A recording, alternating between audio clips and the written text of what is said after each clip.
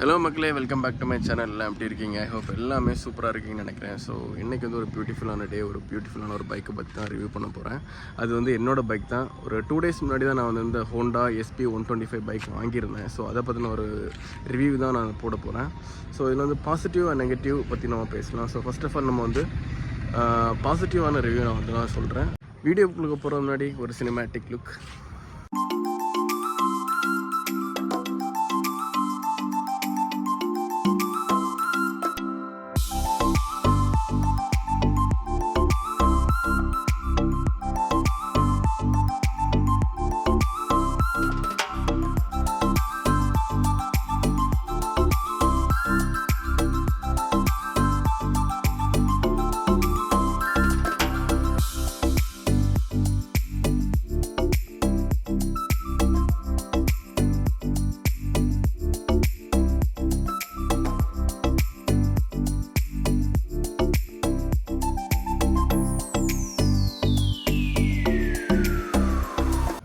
So மக்களே, first of all இந்த பைக்கோட டிசைன் வந்து பார்த்திங்கன்னா நல்ல ஒரு ஸ்போர்ட்டிவான ஒரு டிசைன். அந்த இதோட ஃப்ரண்ட் லுக் வந்து பார்த்திங்கன்னா நல்ல இந்த ஹெட்லைட் பார்த்திங்கன்னா நல்ல ஒரு ஸ்போர்ட்டிவான ஒரு டிசைனில் கொடுத்துருக்காங்க. அண்ட் ஆல்சோ இது வந்து பார்த்திங்கன்னா நல்ல ஒரு ஃபேமிலிக்குள்ள ஒரு பைக் தான் சொல்லுவேன். அப்புறம் வந்து நிறைய இந்த மார்க்கெட்டிங் பர்பஸ்க்கெல்லாம் போகிறவங்களுக்கு வந்து இந்த பைக் வந்து கண்டிப்பாக வந்து யூஸ்ஃபுல்லாக இருக்கும். ஏன்னா இது வந்து இதோட மைலேஜ் தான், நல்ல ஒரு மைலேஜ் வந்து இது வந்து கொடுக்குது. ஸோ நானும் அந்த ஒரு இதில் தான் எடுத்தேன். மைலேஜ் பர்பஸ்க்கு வேண்டி அந்த பைக்கை நான் வந்து வாங்கியிருந்தேன். ஸோ இதில் வந்து 2 வேரியண்ட் இருக்குது அப்படின்னாங்க. ஒன்று வந்து பார்த்திங்கன்னா டிஸ்க் வேரியண்ட், இன்னொன்று வந்து ட்ரம் வேரியண்ட். நான் எடுத்த வந்து பார்த்திங்கன்னா வந்து டிஸ்க் வேரியண்ட்டு. அண்ட் சைட்லேயுமே வந்து பார்த்திங்கன்னா அந்த ஹோண்டாவோட அந்த பேட்சிங் வந்து கொடுத்துருக்காங்க. இது வந்து 3Dயில் வந்து கொடுத்துருக்காங்க. ரொம்பவே பார்க்க நல்ல அழகாக இருக்குது. அதுக்கப்புறம் வந்து பார்த்திங்கன்னா இந்த ரெட்டில் வந்து பார்த்திங்கன்னா இந்த மாதிரி ஒரு ஸ்டிக்கர் வந்து டிசைன் வந்து பண்ணியிருக்காங்க. இதில் வந்து SPன்றது வந்து ஒரு ஸ்டிக்கரிங் வந்து கொடுத்துருக்காங்க. அப்புறம் வந்து இதில் வந்து பார்த்திங்கன்னா ஃபுல் பிளாக் கலரில் வந்து ஒரு ஸ்போர்ட்டிவான ஒரு ஸ்டிக்கர் வந்து கொடுத்துருக்காங்க. அதுக்கப்புறம் வந்து பார்த்திங்கன்னா பேக் சைடு பார்த்திங்கன்னா எல்லாமே வந்து ஹாலஜன், எதுவுமே வந்து LED கிடையாது. எல்லாமே வந்து ஹாலஜன்லாம் வந்து கொடுத்துருக்காங்க. அண்ட் இதோட ஃபியூல் டேங்க் கெப்பாசிட்டி வந்து பார்த்திங்கன்னா 11.2 லிட்டர் தான் வந்து இதோட ஃபியூல் டேங்க் கெப்பாசிட்டி. ஸோ இந்த பைக்கோட ஒரு பாசிட்டிவான ஒரு திங்ஸ் வந்து பார்த்திங்கன்னா இந்த பைக் வந்து ரைட் ஹேண்ட்லிங் பார்த்திங்கன்னா ரொம்பவே நல்லா இருக்குது. அதே மாதிரி வந்து பார்த்திங்கன்னா இன்ஜின் வந்து பார்த்திங்கன்னா நல்ல ரீஃபைண்டான ஒரு இன்ஜின். ஸோ இந்த ஹோண்டா வந்து நல்ல ஒரு இன்ஜின் தான் வந்து இது கொடுத்துருக்காங்க 125cc. அண்ட் அனதர் ஒரு பாசிட்டிவ் திங் பார்த்திங்கன்னா இதோட மைலேஜ் வந்து பார்த்திங்கன்னா அவங்க வந்து இப்போ சொன்னது என்னென்னா ஒரு 60-65 வந்து கொடுக்கும் அப்படின்னாங்க. பட் நான் இதோட மைலேஜ் டெஸ்ட் பண்ணலை. பட் நான் வந்து இந்த பைக் வச்சுருக்கேன் நிறைய யூஸர்கிட்ட வந்து கேட்டிருந்தேன். அப்போ அவங்க என்ன சொன்னாங்கன்னா 60, ஒரு சில பேர் 60 சொன்னாங்க, ஒரு சில பேர் வந்து 65 சொன்னாங்க. ஆனால் ஒரு சில பேர் வந்து ஹைவேல வந்து ஒரு 70 எல்லாம் கிடைக்கிது ப்ரோ அப்படின்னு சொன்னாங்க. ஸோ நான் இன்றைக்கி வரைக்கும் அதை டெஸ்ட் பண்ணி பார்க்கல. நான் டெஸ்ட் பண்ணி பார்த்து நான் நெக்ஸ்ட் வீடியோவில் நான் உங்களுக்கு போடுறேன். அண்டு இதோட ஸ்பீடோமீட்டருமே வந்து பார்த்திங்கன்னா எல்லாமே டிஜிட்டலில் தான் கொடுத்துருக்காங்க. இதில் வந்து பார்த்திங்கன்னா உங்களுக்கு வந்து பார்த்திங்கன்னா நியூட்ரல், அப்புறம் ஹெட்லாம்புக்குள்ளே இண்டிகேட்டர், அப்புறம் side stand, engine cut off feature வந்து கொடுத்துருக்காங்க. அதுக்கப்புறம் பார்த்திங்கன்னா நான் வந்து வண்டி எடுத்து இது வரைக்கும் 127 கிலோமீட்டர் தான் ஓட்டியிருக்கேன். நிறைய பேர் என்ன சொன்னாங்கன்னா இந்த கியர் வந்து ப்ராப்பராக வந்து ஷிஃப்ட் கரெக்டாக வந்து சம்டைம்ஸ் வந்து விழ மாட்டேங்குது, கியர் இஷ்யூ இருக்குது அப்படின்னு. பட் நான் இது வரைக்கும் 127 கிலோமீட்டர் ஓட்டியிருக்கேன், எனக்கு அந்த இஷ்யூ வந்தது கிடையாது, நல்லா தான் போயிட்டுருக்கு. அதுக்கப்புறம் பார்த்திங்கன்னா இங்கே வந்து டைம் வந்து கொடுத்துருக்காங்க, நம்ம டைம் பார்த்துக்கலாம். ஸோ அதுக்கப்புறம் வந்து பார்த்திங்கன்னா இது வந்து ட்ரிப் A, அப்புறம் ட்ரிப் B வந்து நம்ம கொடுத்துருக்கலாம். அதே மாதிரி வந்து அப்புறம் வந்து ஆவரேஜாக இன்னும் எத்தனை கிலோமீட்டர் வந்து ஓடும் அப்படின்றத வந்து கொடுத்துருக்காங்க. அது வந்து இன்னும் வந்து பார்த்திங்கன்னா உங்களுக்கு 63.6 கிலோமீட்டர் வந்து டெஃபினட்டாக வந்து ஓடும். ரேஞ்ச் வந்து பார்த்திங்கன்னா உங்களுக்கு 104 கிலோமீட்டர் ரேஞ்ச் வந்து கொடுத்துருக்காங்க. ஸோ ஆக்சுவலாக இது வந்து பார்த்திங்கன்னா இந்த ஃபியூச்சர் வந்து பார்த்திங்கன்னா மோஸ்ட்லி வந்து பார்த்திங்கன்னா ஹை அண்ட் பைக்ஸ் தான் நான் வந்து, அதாவது கொஞ்சம் காஸ்ட்லியான பைக் தான் இந்த மாதிரி ஃபியூச்சர்ஸ் கொடுப்பாங்க. பட் இந்த பைக்லேயும் வந்து ஹோண்டா வந்து கொடுத்துருக்கிறது வந்து ரொம்ப ஒரு யூஸ்ஃபுல்லான ஒரு ஃபியூச்சர். அப்புறம் வந்து பார்த்திங்கன்னா இது வந்து ஒரு எக்கனாமிக் மோட். இது வந்து நீங்கள் ஒரு நார்மலான ஸ்பீடு நீங்கள் போயிட்டு இருந்தீங்கன்னா உங்களுக்கு க்ரீன் கலர் லைட் எரியும். அந்த க்ரீன் கலர் லைட் இருந்தால் நம்ம வந்து எக்கனாமிக்கில் நம்ம போயிட்டுருக்கோம், அவ்வளோ பெட்ரோல் கன்சியூம் பண்ணலை அப்படின்னு தான் ஒரு அர்த்தம், அப்படிதான் சொன்னாங்க. அப்படி அதுவுமே வந்து நல்லா கொடுத்துருக்காங்க. அப்புறம் வந்து இங்கே 2 டைம் செட் பண்ணுறதுக்கு வந்து 2 இது கொடுத்துருக்காங்க, டைம் செட் பண்ணுறது. நான் ஆல்ரெடி வந்து ஷோரூமில் வந்து டைம் செட் பண்ணி தான் கொடுத்தாங்க, நான் இன்னும் செட் பண்ணல. ஸோ அது அப்படி தான் இருக்குது. அண்ட் இதோட அலாயுமே வந்து பார்த்திங்கன்னா நல்ல ஸ்போர்ட்டிவாக தான் கொடுத்துருக்காங்க. ஃப்ரண்ட் சைடு அண்ட் அப்புறம் வந்து ரியர் சைடுமே வந்து நல்லா ஸ்போர்ட்டிவாக கொடுத்துருக்காங்க. ரியர் சைடு வந்து ட்ரம் பிரேக் தான், அதேமாதிரி வந்து ஃப்ரண்ட் சைடு பார்த்திங்கன்னா டிஸ்க் பிரேக் ஆல்ரெடி சொன்ன மாதிரி. ஸோ இது வந்து பார்த்திங்கன்னா பக்கா ஒரு ஃபேமிலிக்குள்ளே ஒரு ஃபேமிலி மேனுக்குள்ளே ஒரு பைக் தான். ஸோ அதில் எந்த ஒரு இதுவும் கிடையாது. இன்னொரு பாசிட்டிவான திங் என்னென்னா, அந்த 125cc நான் வந்து பவர் லேக் இருக்குமோ அப்படின்னு தான் நினச்சேன். ஏன்னா வந்து நான் பல்சர் வந்து 180 வச்சுருந்தேன். ஸோ 180 கம்பேர் பண்ணும்போது நான் சடனாக 125cc எடுக்கும்போது எனக்கு கொஞ்சம் இதுவாக தான் இருந்துச்சு. என்னடா 125cc போகிறோம், அட்லீஸ்ட் 150cc அது போகணும் அப்படின்னு தான் திங்க் பண்ணேன். சரி ஓகே, ஒரு மைலேஜ் பர்பஸ் நான் எடுக்க வேண்டியனால நான் வந்து இந்த பைக் நான் வந்து சூஸ் பண்ணியிருந்தேன். ஸோ 125cc பவர் எப்படி இருக்குன்னு நினச்சேன், பட் பவர் வந்து வேறு லெவல் இருந்துச்சு. ஸோ ஒரு 150 பைக் எப்படி ஓட்டினா எப்படி இருக்குமோ அதே பவர் தான் வந்து எனக்கு வந்து இந்த 125cc வந்து ஃபீல் ஆச்சுது. பவர் லேக் வந்து அவ்வளோவா எனக்கு தெரியல. 125cc போகிறோமா அந்த மாதிரி ஒரு லேக் எனக்கு ஃபீல் ஆகலை, பர்சனலாக எனக்கு ஃபீல் ஆகலை. அதேமாரி வந்து பார்த்திங்கன்னா நான் வந்து டபுள்ஸ் நான் வந்து கூட்ட போகும்போதும் பார்த்திங்கன்னா அந்த லெவல் வந்து இந்த பவர் லேக் எதுவுமே நான் வந்து பார்க்கல. நல்லா ஸ்மூத்தாக தான் வந்து வண்டி போயிட்டு இருந்துச்சு. சீட்டுமே வந்து பார்த்திங்கன்னா நல்ல ஒரு ப்ராட் வைடான ஒரு ரைடர் சீட் பார்த்திங்கன்னா நல்லாவே வந்து கொடுத்துருக்காங்க. நல்ல ஒரு கம்ஃபர்ட்டான ஒரு குஷனிங் தான், நல்ல ஒரு சீட்டு வந்து கொடுத்துருக்காங்க. பில்லியன் சீட்டுமே வந்து பார்த்திங்கன்னா நல்ல ஒரு கம்ஃபர்ட் தான் வந்து கொடுத்துருந்தாங்க.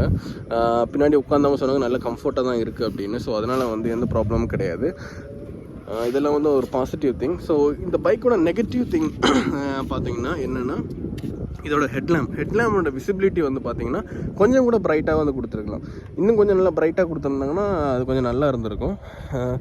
செகண்ட் திங் வந்து பார்த்திங்கன்னா இந்த பைக்கோட சஸ்பென்ஷன், அதாவது வந்து பேக் சைடு இந்த ரியர் சஸ்பென்ஷன் வந்து எனக்கு பர்சனலாக வந்து பார்த்திங்கன்னா நல்லா ஹார்டாக இருந்துச்சு. ஸோ இது கொஞ்சம் நல்லா சாஃப்டாக கொடுத்துருந்தா நல்லா இருந்திருக்குமோ அப்படின்னு ஒரு ஃபீல். ஏன்னா அது கொஞ்சம் ஹார்டாக தான் இருக்குது. ஃப்ரண்ட் ஓகே நல்லா இருக்குது.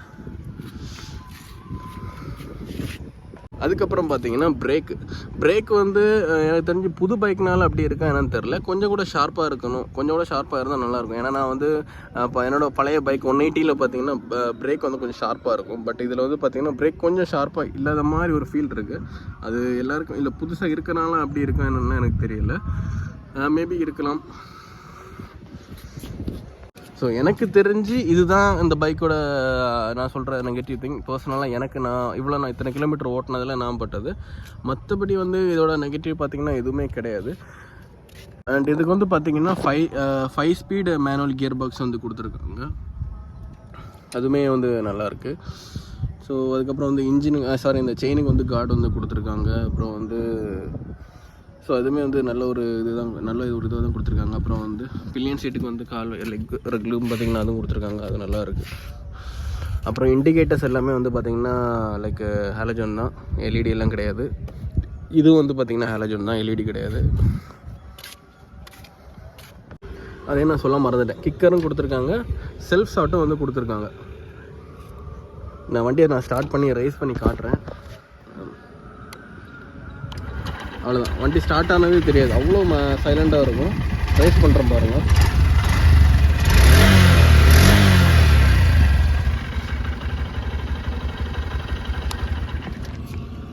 இந்த பைக்கில் வந்து பேட் எக்ஸ்பீரியன்ஸ் அப்படின்னு என்ன நான் சொல்லுவேன்னா, ஹோண்டா ஷோரூம் தான்.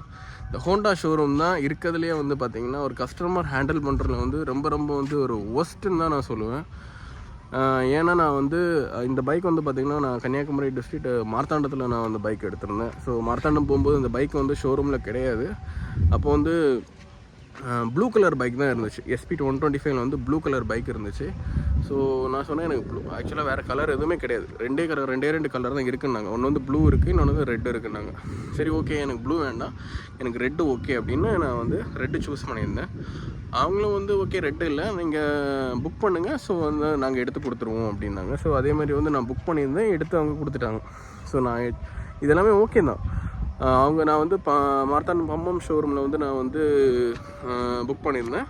ஸோ அவங்க டெலிவரி என்ன பண்ணாங்கன்னா, டெலிவரி வந்து வெட்டுமணி ஷோரூமில் வந்து பண்ணாங்க. அதாவது பம்பம் ஷோரூமில் வந்து வெட்டுமணி ஷோரூம் பார்த்திங்கன்னா ஒரு நியர்பை ஒரு 4-5 கிலோமீட்டர்ஸ் கிட்டே இருக்குன்னு வச்சுக்கோங்களேன். அதை தாண்டி வந்து கொடுத்தாங்க அந்த ஷோரூமில். ஸோ வெட்டுமணி ஷோரூம் டெலிவரி எப்படி இருந்துச்சுன்னு சொன்னால் எனக்கு வந்து ரொம்ப ஒரு பேட் எக்ஸ்பீரியன்ஸ், நான் ஒஸ்ட்டுன்னு தான் சொல்லுவேன். ஏன்னா அந்த ஷோரூமுக்குள்ளே நான் என்ட்ரு ஆகும்போது வந்து பார்த்திங்கன்னா எனக்கு தெரிஞ்சது ஷோரூம் மாதிரியே தெரியல, ஏதோ இந்த செகண்ட் ஹேண்ட் பைக் எடுக்க போன மாதிரி தான் எனக்கு அந்த ஃபீல் வந்து இருந்துச்சு. நான் டெலிவரி அப்போ நான் போகும்போது வந்து பார்த்திங்கன்னா என் பைக் இல்லை. நான் அப்போ கேட்குறேன் என் பைக் எங்கே ப்ரோ அப்படின்ட்டு. பட் அவன் கீழே இருக்க எடுத்துறேன்னாங்க. பட் அந்த ஷோரூம் பார்த்திங்கன்னா எனக்கு நான் ஏதோ செகண்ட் ஹேண்ட் பைக் வாங்க போகிற மாதிரி எனக்கு ஃபீல் ஆகிடுச்சு. ஆனால் அங்கே எல்லாமே வந்து யூஸ்ட் பைக் தான் இருந்தது, எல்லாமே நம்பர் போட்ட பைக் தான் இருந்துச்சு. நான் எல்லாமே யூஸ் பைக்காக இருக்குது, என்னடா இது நான் வண்டியை வேறு பார்க்காம புக் பண்ணிட்டேன்னு, இவனுங்க என்ன பைக் கொடுப்பானுங்கன்ற மாதிரி எனக்கு டவுட் வந்துச்சு. அதே மாதிரி வந்து டெலிவரி வந்து பார்த்திங்கன்னா எல்லாருக்கும் ஆசை இருக்கும், பைக் எடுக்கிற எல்லாருக்குமே ஆசை இருக்கும். ஷோரூமில் வந்து நம்ம வந்து அந்த கண்ணாடி டோரை ஓப்பன் பண்ணி அப்படி எடுத்துகிட்டு வரது தான் இதுவாக இருக்கும். நானும் அப்படி தான் எக்ஸ்பெக்ட் பண்ணேன். பட் இவனுங்க என்ன பண்ணிட்டானுங்கன்னா பைக்கை வந்து நான் எல்லாமே அப்புறம் ஃப்ரீ ஹெல்மெட் கொடுத்தாங்க.